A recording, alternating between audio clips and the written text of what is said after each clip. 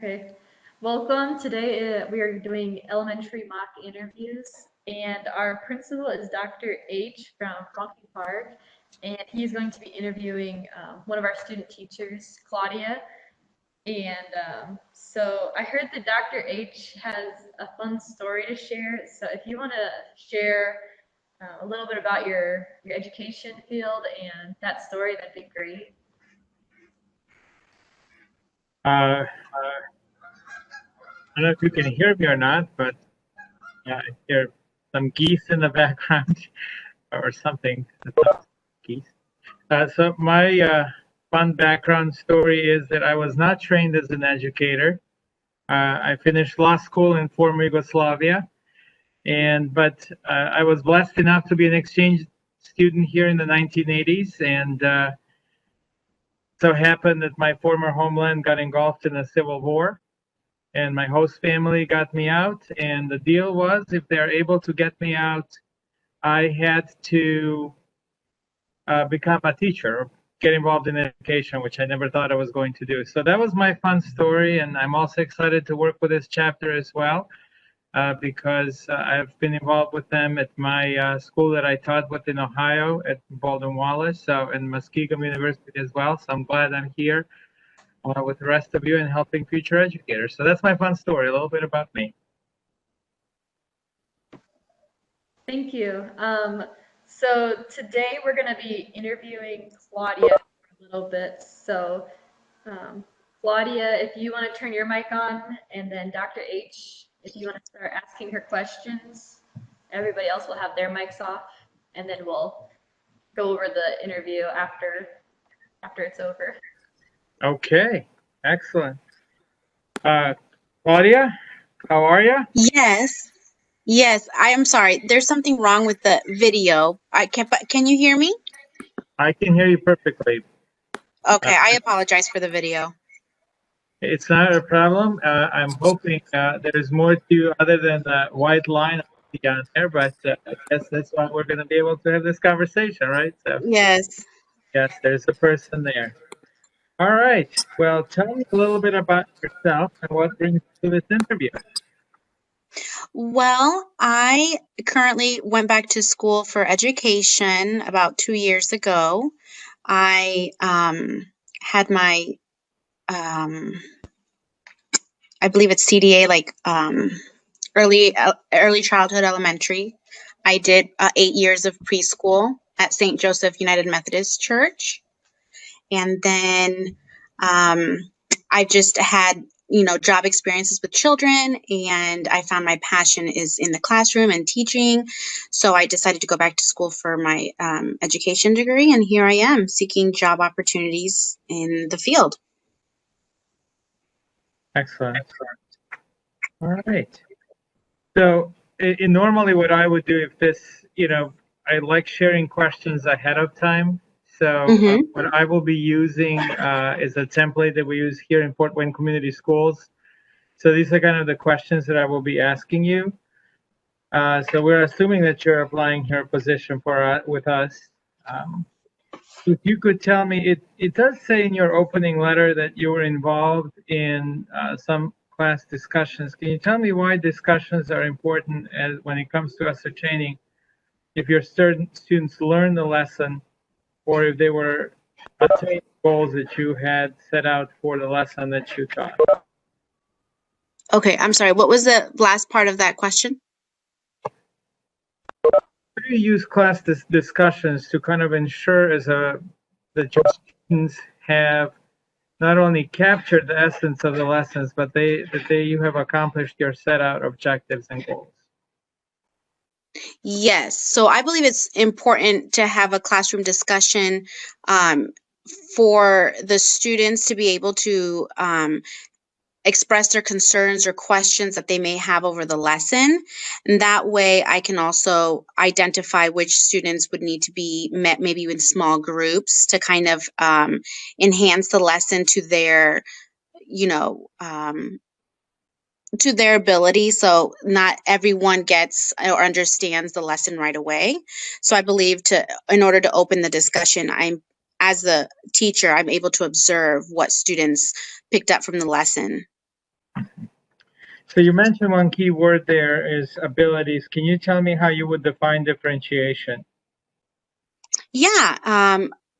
For example, with an ELL student, if that student is unable to read the questions or understand the concept, I'd be a little bit more open to maybe meeting with that student one-on-one and kind of reviewing the question with them, asking them if they understand the question, or maybe sometimes if they don't grasp the whole thing, maybe a part, like for like an example of a reading question, if they're reading a paragraph and they're not understanding and comprehending the questions after the paragraph, maybe I can sit with them and read the paragraph out loud.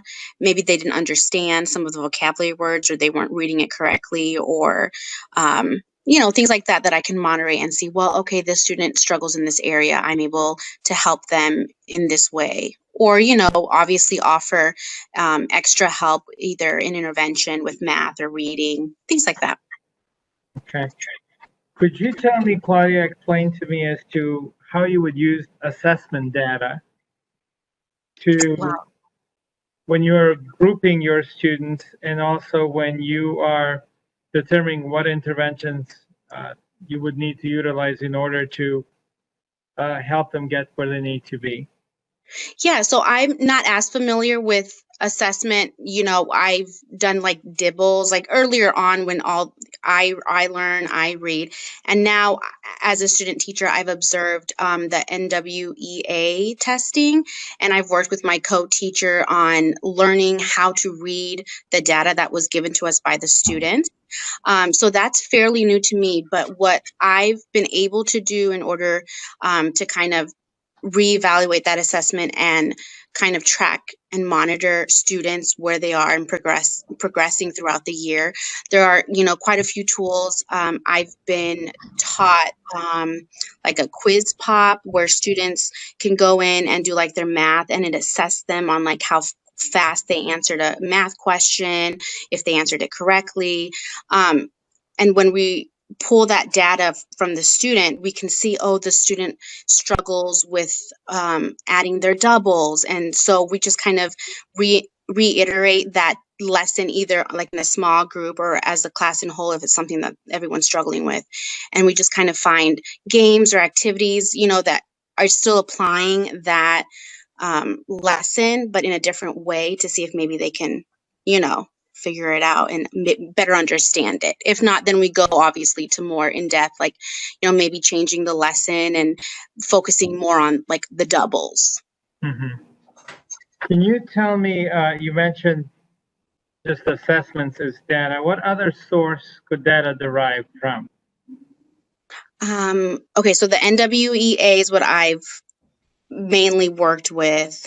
Mm-hmm. Other assessments that I've worked with before is just the dibbles. I'm not sure if they're doing that this year or not, but the dibbles, the I read, the I learn, the WIDA for ELL students, those are the ones that I have mostly worked with in the past that I can think of. But Yeah, go ahead. I'm sorry, I interrupted you. Go ahead, Claudia. Other type of assessments that I could possibly use in the classroom for myself, like having the students orally read to me and me observing, like if they struggle pronouncing certain words, or during like their read to self time. That's when my co-teacher and I kind of go around the classroom and have the students read to us.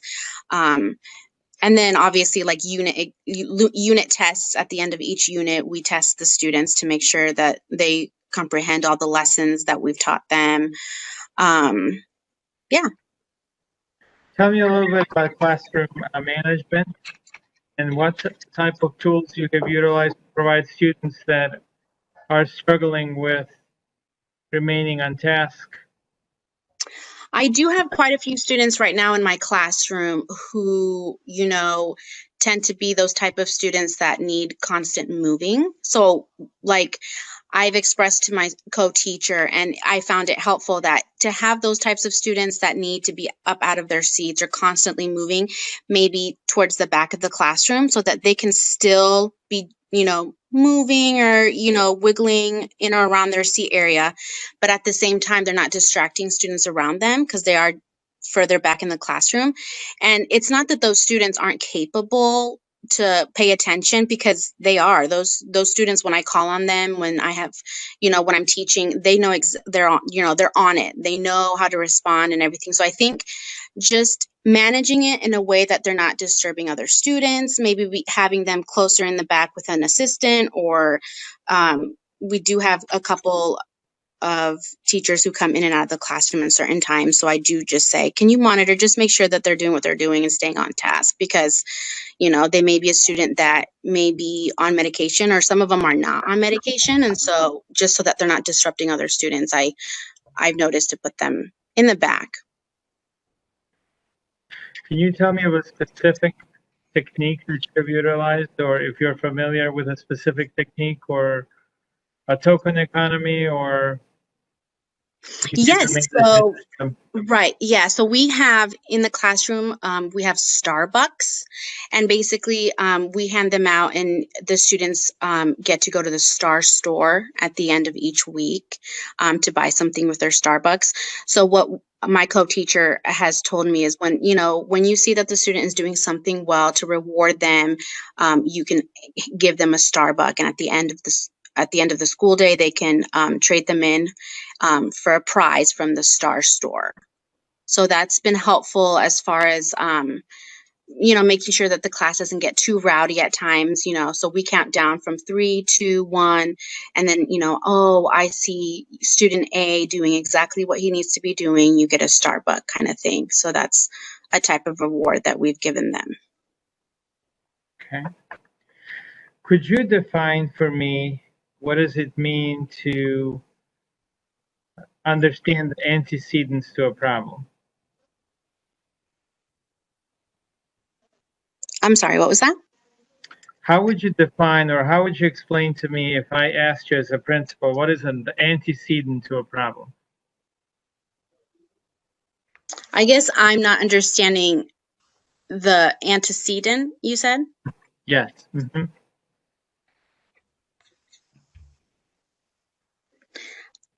Let me put it this way. So you're taking data, and you're utilizing the data to see what is actually the root cause to a behavior.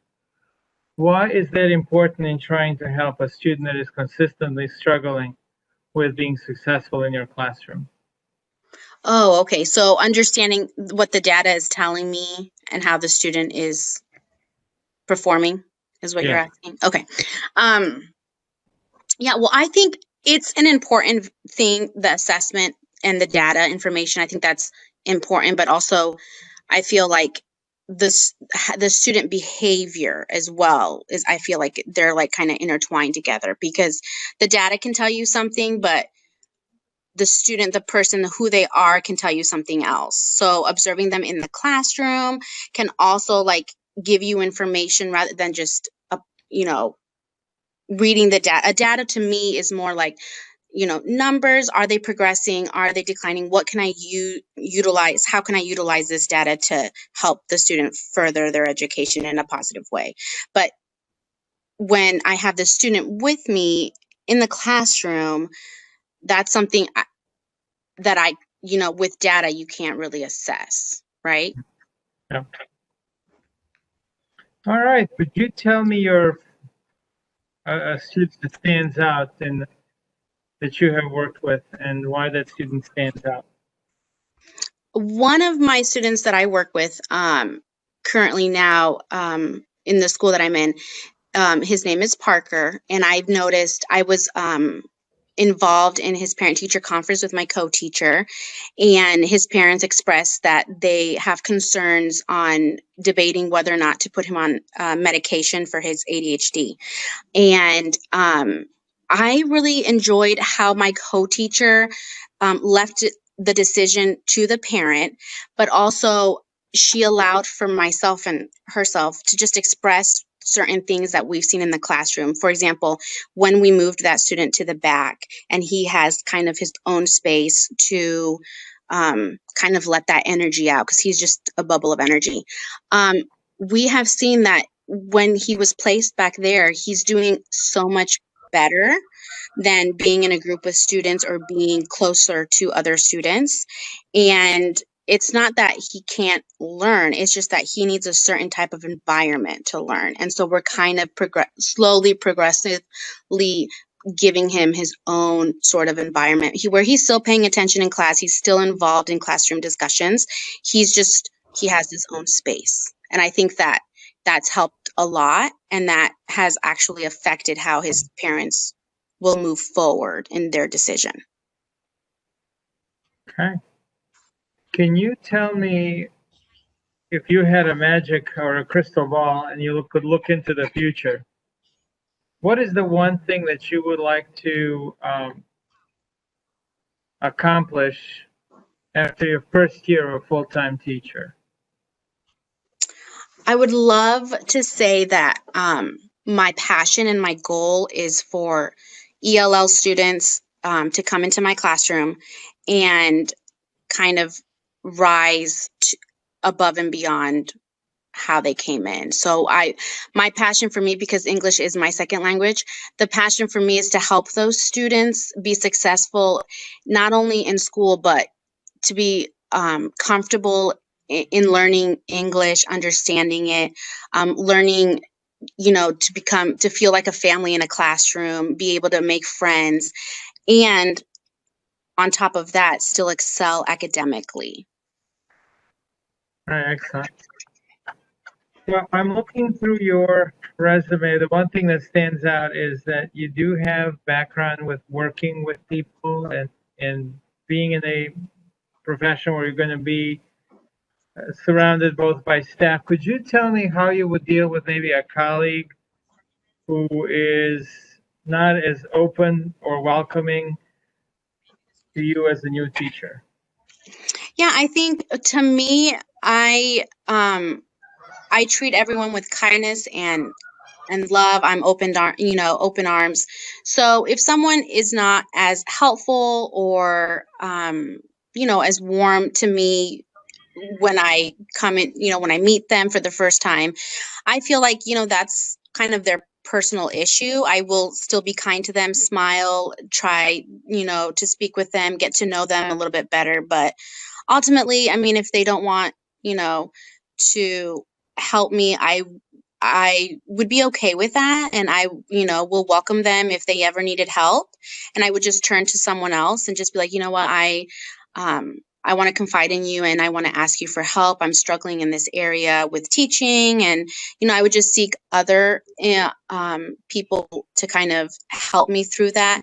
And maybe also they can help me better understand that colleague if maybe they're going through a hard time, or, they're not, if they're not willing to open up and help me, I could always just, confide, maybe like in a principal or an assistant principal, and just tell them, I've had interactions with this person. They're not as welcoming. Is there someone else you could refer me to? How about a difficult parent? How would you deal with a parent who... I've dealt with parents in the past, and I've learned to stay very calm, let them understand that I'm here to help them, to help their student excel, that I completely understand where they're coming from. My priority when a parent is very upset or, not in that good state of mind is just to calm them down first. And then once they are calm, to have a civil conversation as to what their issue is and how I can better help them once we get situated. Okay. Why is it important to have a good relationship with your parents that you're working with? I believe it's highly important because the student needs that family engagement with the school. And in order for the student to excel, their parent has to be on board with the teacher, with the school, with administration. And so anything that the parent and I's relationship could help the student excel better academically. So being able to have that family engagement and having that open communication can help their student more than anything. What questions do you have for me? Let me see. In regards to everything that's been going on, would you say that there are times when you just like for virtual learning, do you think that a virtual teacher would be able to have like their own classroom in the school? Or is that something that they would work, just from home and have their virtual classroom in a room? So that's a great question. I mean, the optimal opportunity is to be within a school setting. So when we do transition back into a normal experiences, a normal day-to-day schedule, teaching virtually from the classroom will help the students do a better transition because they could relate to their surroundings that they're seeing. But if the instruction is effective and if the pedagogical practices that the virtual teacher is employing and providing the routine for the students, it doesn't matter where the environment is as long as that instruction is effective. That can be, that teacher can be successful no matter what environment that they're teaching from. But in current circumstances, to answer your question, we're very cognizant of a limited space that we have. So the opportunity to allow somebody to teach remotely for virtual students helps us to have an additional space so that we could break out classrooms.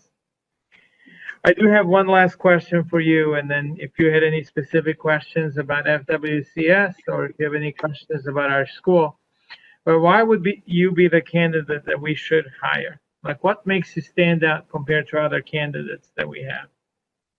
I mean, I have never met a teacher I've never enjoyed being around. So I believe it's actually really hard to kind of differentiate myself with other teachers, but I believe that I'm better suited only because of my experience in the past with students and parents and families. I love not to only educate the children, but also the families, especially like I've mentioned, the ELL parents who, most of them don't know English. So if I could really open that door of communication and have them better understand that the school, whatever school they choose, whatever, district they choose, it's important for them to seek help from the school and the teachers and the administration so that they can better their student.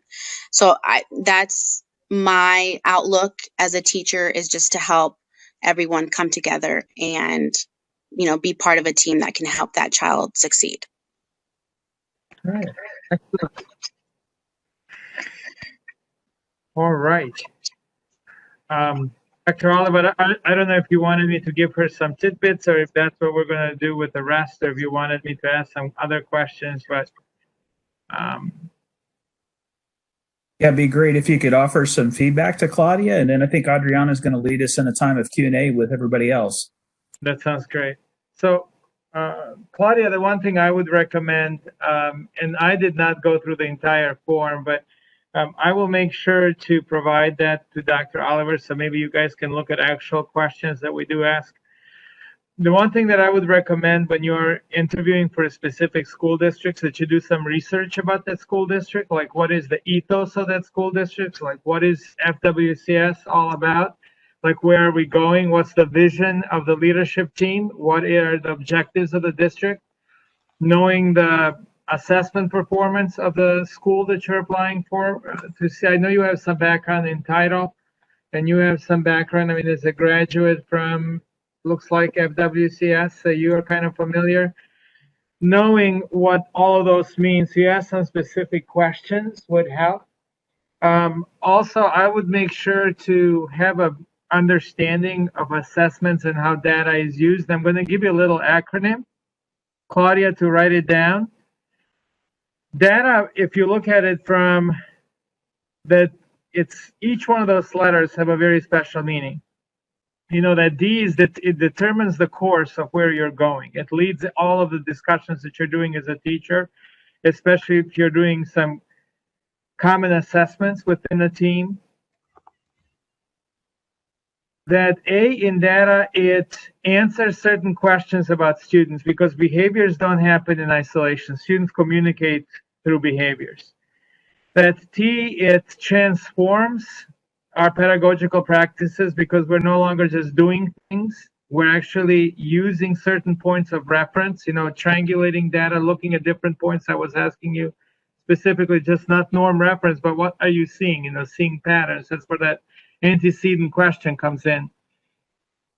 And then most importantly, that last A in there, it really actualizes what you're doing as a teacher and as a team. Because if you as a team, if you're on my team and we're together administering a test and your students perform higher, what am I doing differently that I maybe can learn from you? And that's where, that's the only way you can move a building. So that would be my suggestion to you is research the district that you are interviewing for, and make sure you really know kind of the intricacies of some specific things that deal with behavior and assessment specifically, because data is really critical, especially for a building that maybe is not performing overall where they should be compared to other buildings.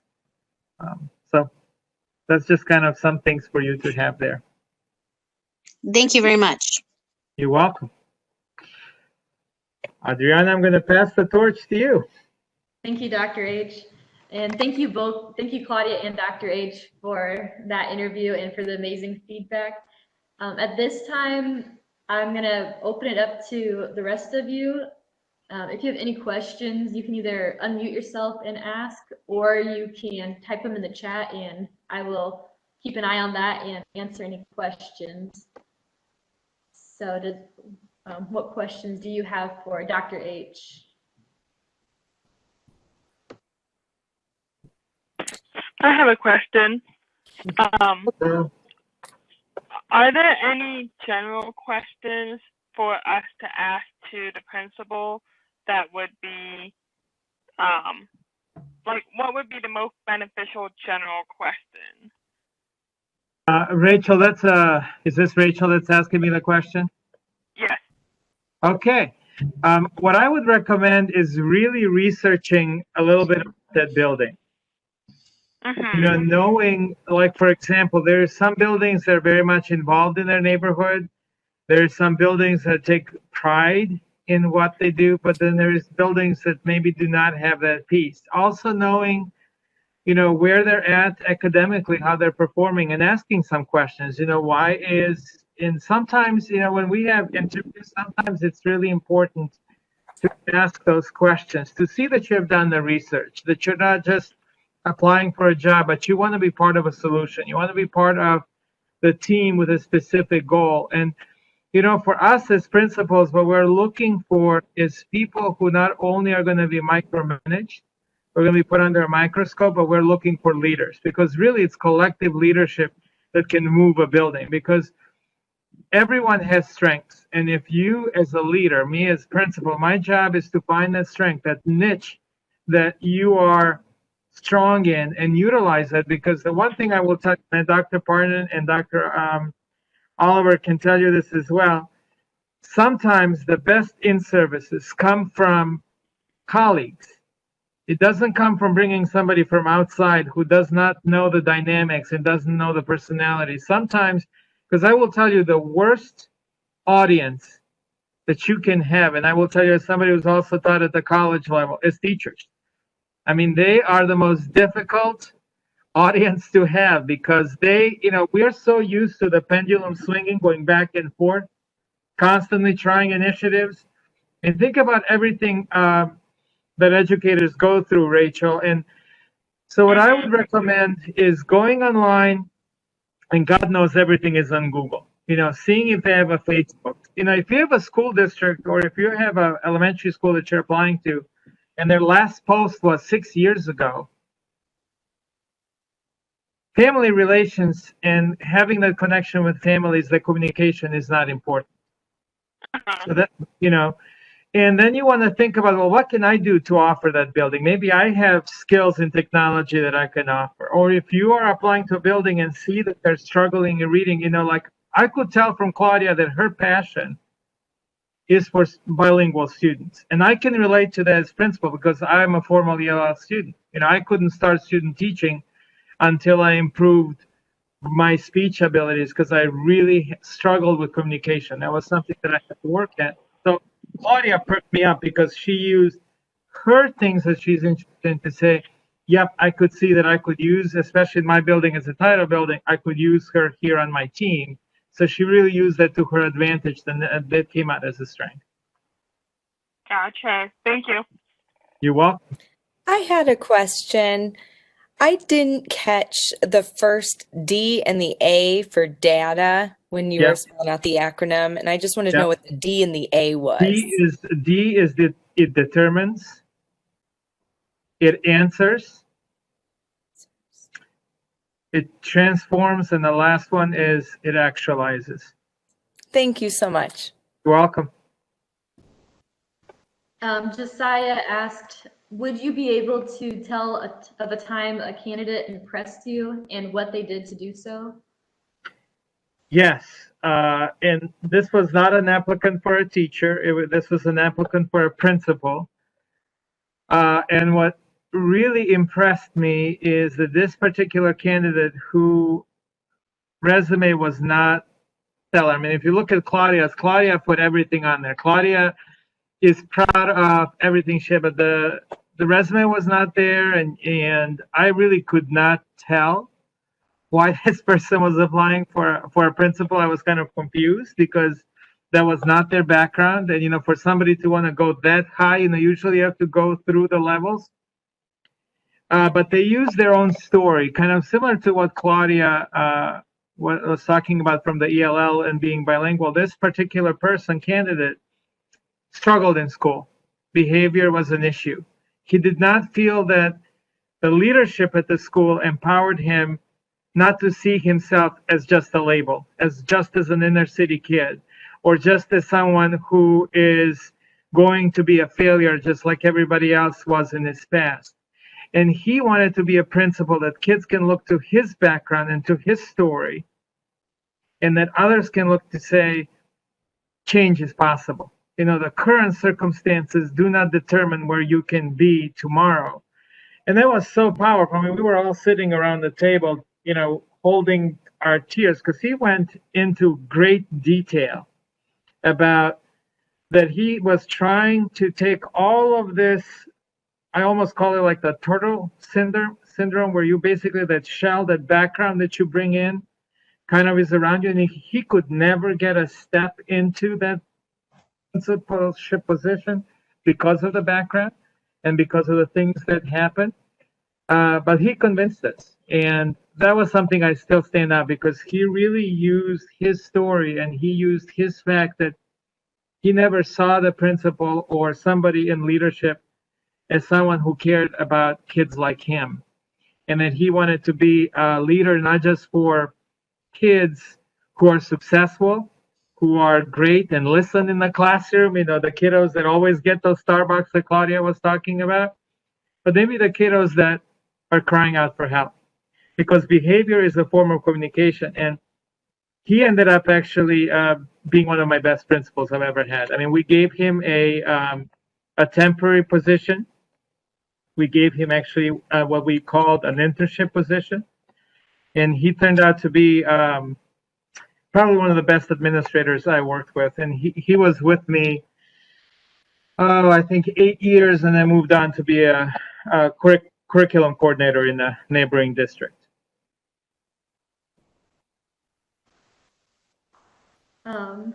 The next question I have is from Cassandra, and she asked, are there any keywords or phrases you are looking to hear when interviewing a new teacher? Yes. Sometimes you're going to notice when you're interviewing, they will ask you very specific questions. Like I asked Claudia very specifically, what is an antecedent and why is that important? And then when I noticed that she was like thinking about where is he going with it. So sometimes I'm looking for also to know the details, for them to know the specifics, like she clearly was noticeably knew about NWA. She knew about DIBELS, that it was a normative type of an assessment, but really knowing some specifics. And that's the other key words that I look for is that she, or that the interviewer, whoever that is, he or she, is not focusing on the labels. And if you notice, the one thing Claudia did really well is that it didn't matter if the student is ELL or if the student struggled. It's we're going to find what is, because every person is meant to be successful. I mean, I strongly believe that every kid is a masterpiece. But, every masterpiece starts as a blank canvas. There is not one kid. Now remember, our kids deal with all kinds of things, both from the social media, from what's happening at their homes. So when they come here, they're fully flooded with emotions. So with every masterpiece, we bring out the colors and we bring out everything else and then help them flourish to make that into what it's meant to be. And I really appreciate it about Claudia. I could tell that she was not going to allow labels, or she's not going to allow the things that we sometimes tend to use as crutches to justify lack of performance, because really it comes to us as teachers to differentiate, to reach every student, because it's easy to find excuses. It's easy to say they come from this background. A trigger for me, and I will self-report, is when I have a staff member of mine say those kids or those parents. That to me is a non-starter. That's something we are not, and I appreciated Claudia that she did not do that. And that's something I look for, because I've had that in interviews where people will come in, and especially if it's an inner city school, immediately use that, because I don't see school districts like my building. I don't see it as an inner city school. It doesn't matter where the school is. That's a place where students learn. That's where they get empowered. And I've had people in interviews where, to me, that's like a non-starter, where they start saying, those kids, or it's an inner city school, automatically putting assumptions. And once you start doing that, you have already made an assumption about if we're going to be able to move those students or not. So that's something to keep in, something to think about. But Claudia really did a nice job of making sure that she's heard very loud and clearly that that's not going to be an issue with her. The last question I have in the chat so far is from Liana, and it says, should you always have references available or only provide them if requested? You only provide, you're going to have to provide them, of course. The references are an important part of the interview, but that's usually, they don't come up during an interview. The other thing I would say is, going back to a question you asked me earlier, make sure you know of a specific strategy. Like I asked her specifically what you would do. Like, I'm a big fan of conscious discipline, and I am a big proponent of trying to connect before you correct. That's the mantra with me. So, those are, you asked me, Adriana, about key phrases. If when I have somebody telling me I need to connect first before I correct, I'm not a fan of the clip system, for example. So sometimes as a team, if you have a building where the clip system, or the public shaming of, you're on red, you're on green, and, clip down, clip up, that's also sometimes key. So know of a strategy. And again, that research of knowing about the building and where the building is at also helps, so you don't go into some pitfalls. And sometimes people open those up. But going back to resumes, Claudia, and I don't know if you guys, if Claudia shared this with the class, but she really did a nice job of putting on her, in a nutshell, when you look at this, you can tell and know what's coming. I think she did a very nice job of kind of, I always say a resume is like a ribbon. It kind of puts everything together. It kind of gives you a map of who the person is. And then she just did a great job of just saying, I'm an advocate. That's what it comes down to. If somebody asked me to describe Claudia in one word after spending half an hour with her asking questions, I would say she's an advocate. She's somebody that I can trust to be with our most vulnerable kids, to be a voice for them. And that's really important. That's what every educator should be. Does anybody else have any questions?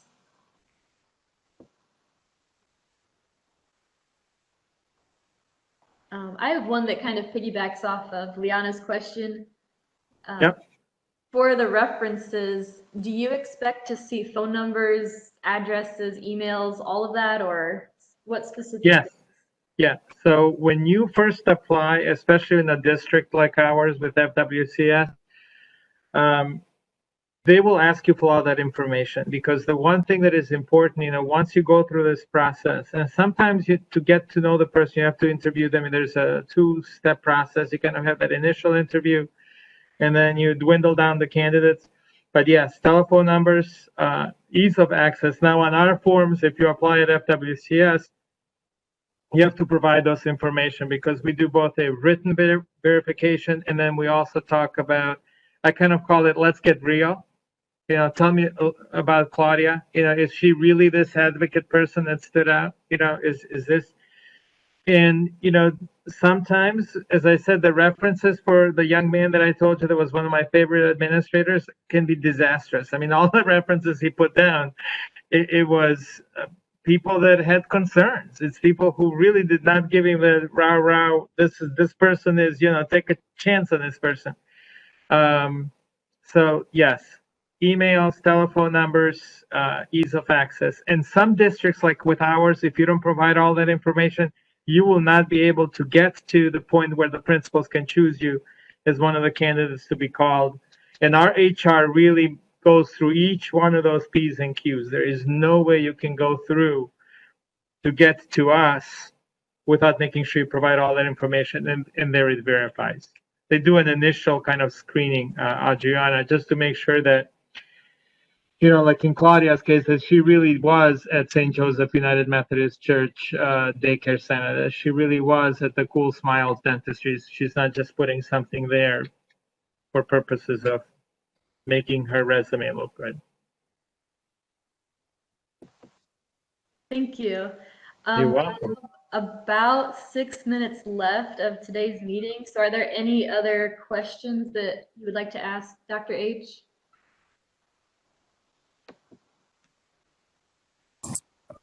This is Dr. O. Can you just speak just real quickly to if a candidate finds himself in an interview, become nervous, maybe they don't understand a question, or they're just struggling in the moment. What advice would you give them on how to handle a situation like that, where they're unclear on what's being asked of them?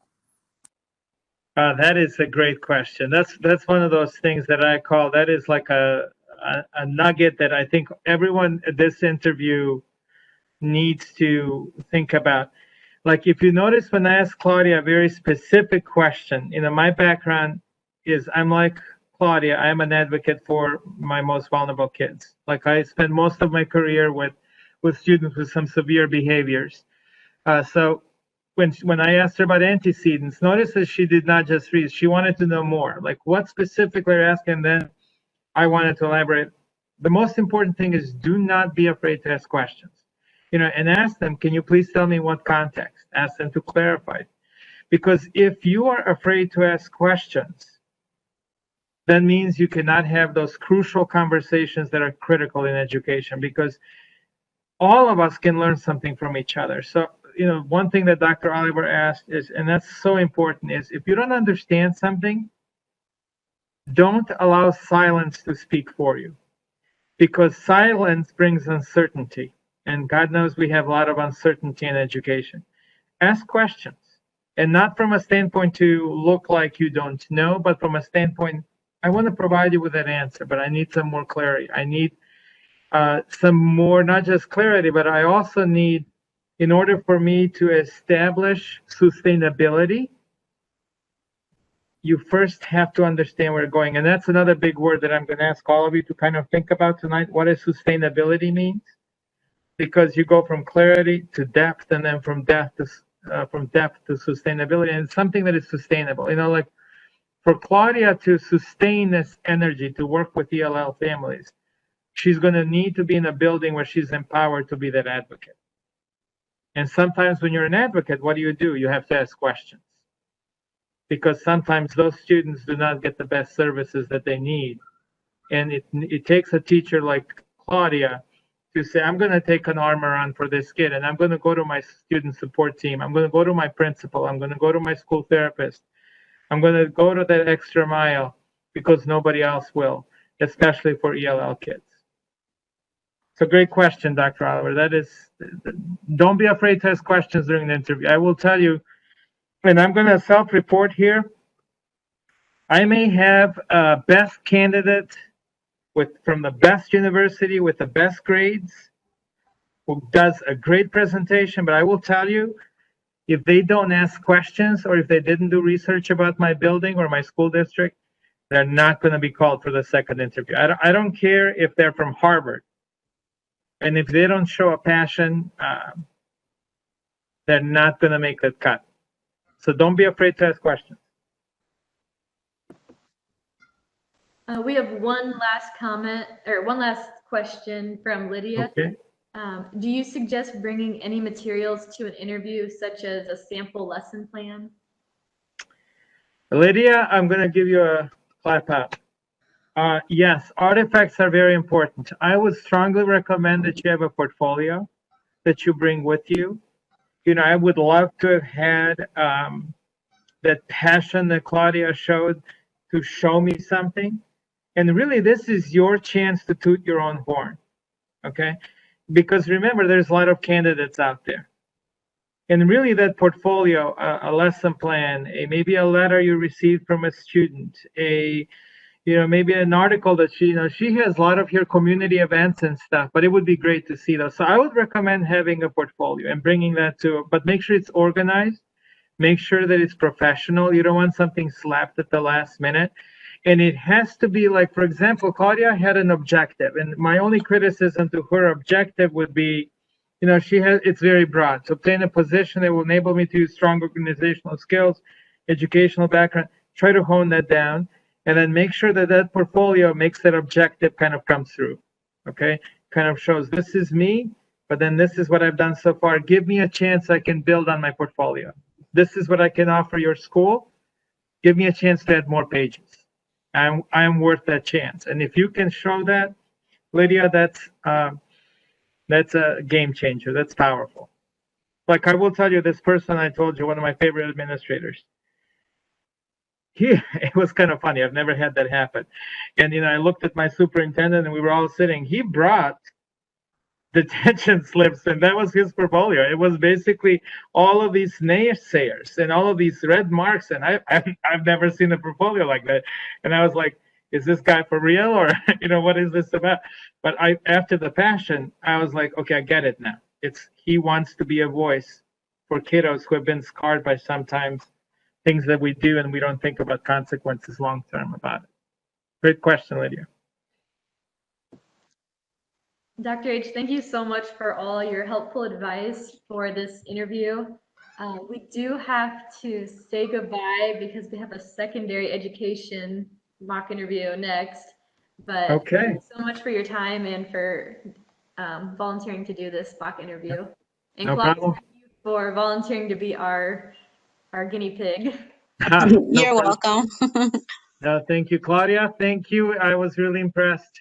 Keep being an advocate. We need more of you out there. Thank you very much. It was great meeting you. Yep, same here.